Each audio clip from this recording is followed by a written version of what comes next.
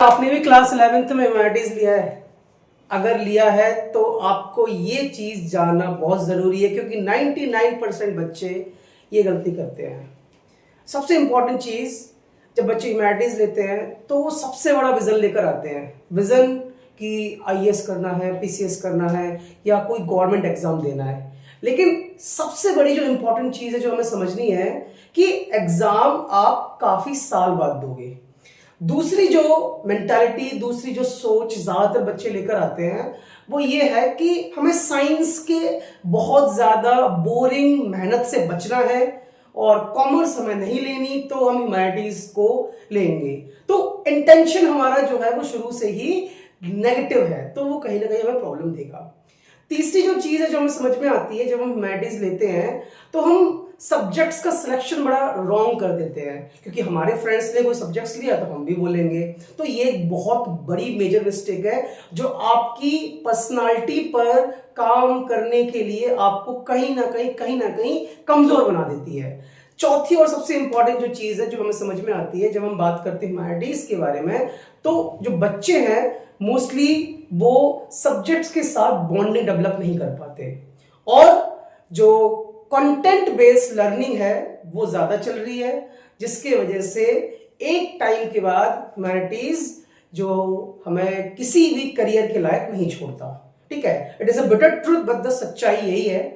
अब इन चीजों को अगर आप भी प्रैक्टिस कर रहे हो तो अभी इसको फिक्स करना शुरू कर दो। सबसे पहले इंपॉर्टेंट चीज, कोई भी सब्जेक्ट हो, चाहे वो हिस्ट्री हो, पॉल हो, ज्योग्राफी हो, साइकोलॉजी हो, सोशियोलॉजी हो, सब सब्जेक्ट ह्यूमैनिटीज के कहीं ना कोई आपके अंदर पर्सनालिटी में डेवलपमेंट लेकर आते हैं।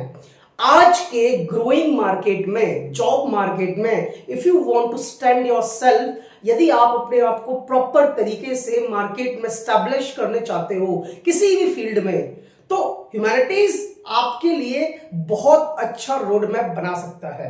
सपोज आप हिस्ट्री पढ़ रहे हो तो हिस्ट्री सिर्फ कंटेंट नहीं है, डेट्स नहीं है, इवेंट्स नहीं है, बल्कि सोसाइटी को समझने की, उसकी कॉम्प्लेक्सिटीज को समझने का एक आर्ट है। सपोज पॉलिटिकल साइंस आप पढ़ रहे हो तो उसमें सिर्फ और सिर्फ गवर्नेंस नहीं है, सिर्फ और सिर्फ पॉलिटिकल सिस्टम नहीं है, बल्कि पॉलिटिकल सिस्टम कैसे काम करता है, सोसाइटी कैसे बनती है, जस्टिस कैसे आता है, वो सारा का सारा इसमें है। सपोज आप सोशियोलॉजी लेते हो तो सोसाइटी को समझने की अंडरस्टैंडिंग आपके अंदर डेवलप होगी। तो मेन चीज ये है, when you are entering in class 11th with humanities, you make sure कि आपको सबसे इंपॉर्टेंट चीज क्या चाहिए। सबसे इंपॉर्टेंट चीज है स्किल डेवलपमेंट। आज के ग्रोइंग इकोनॉमीज में हर एक पर्सन, हर एक कंपनी ऐसे लोगों की तलाश में है जिनकी स्किल लेवल काफी अच्छा हो। आपके अंदर कोई ना कोई ऐसा स्किल हो जिसमें आपने मास्टरी किया हो, that will definitely will adds extra points in your career, in your personality। और जॉब मार्केट में या फिर आप आगे गवर्नमेंट एग्जाम्स की तैयारी करेंगे, उसमें भी आपकी ये पर्सनालिटी, आपका ये एटीट्यूड बहुत ज्यादा हेल्प करेगा। तो मेक श्योर करो कि हम कैसे अपनी स्किल डेवलपमेंट करना चाहते हैं, और अगर आप चाहते हो ह्यूमैनिटीज के साथ स्किल डेवलपमेंट करना तो फॉलो करना मत भूलना। Thank you so much.